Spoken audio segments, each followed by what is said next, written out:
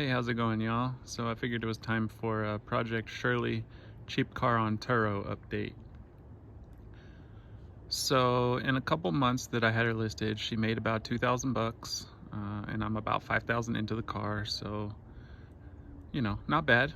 Within a year and a half, I would expect she'd have herself paid off, and then at that point, could sell it for whatever it's worth at the time, or just keep renting it as long as it's reliable.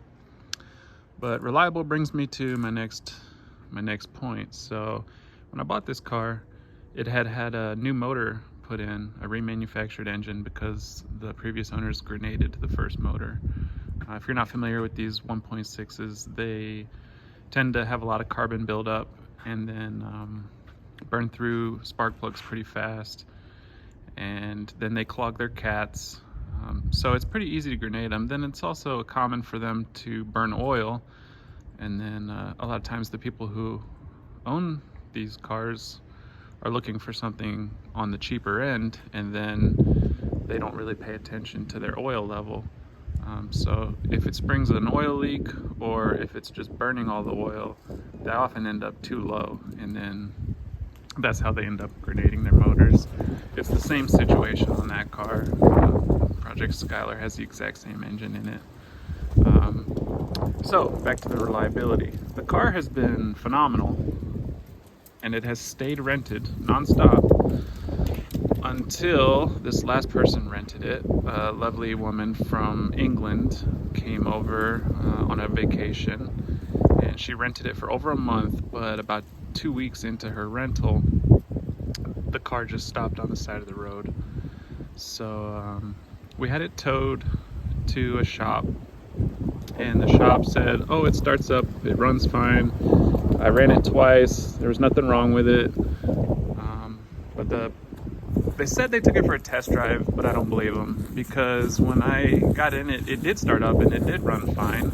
However, it wouldn't go above about 1,500 RPMs. So I did what any non-mechanic would do, and I consulted the internets and the YouTubes, and found out that the clogged cat is the most likely scenario, and people recommended pulling the top side O2 sensor. And I did, and then it started up. Obviously it was loud because the O2 sensor was unplugged, but it would rev freely at that point, so it pretty well confirmed that the cat is in fact clogged. And when I'd gotten under there, it did look like the motor had been replaced. I mean, I don't think the paperwork was lying. It did have paperwork for the motor replacement, so all in all, I think it's gonna work out just fine. I'm gonna throw some new spark plugs in it, and I'm gonna throw a new catalytic converter in it, which I'm also doing on Project Skylar. So it should be two of pretty much the same jobs at the same time. And then she should be running well after that, and then I'll get her back out on the road. At least that's the plan for now. We'll see what happens. But can you make money? Yeah. Is it worth the hassle? That just depends.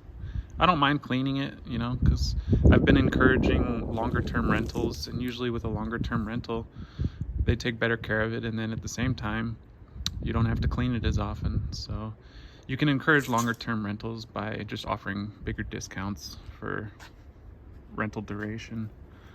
So that's what I've been doing, and it's worked out pretty well. So that's that. I would say, is it worth it? To me, yes. To the average person, probably not.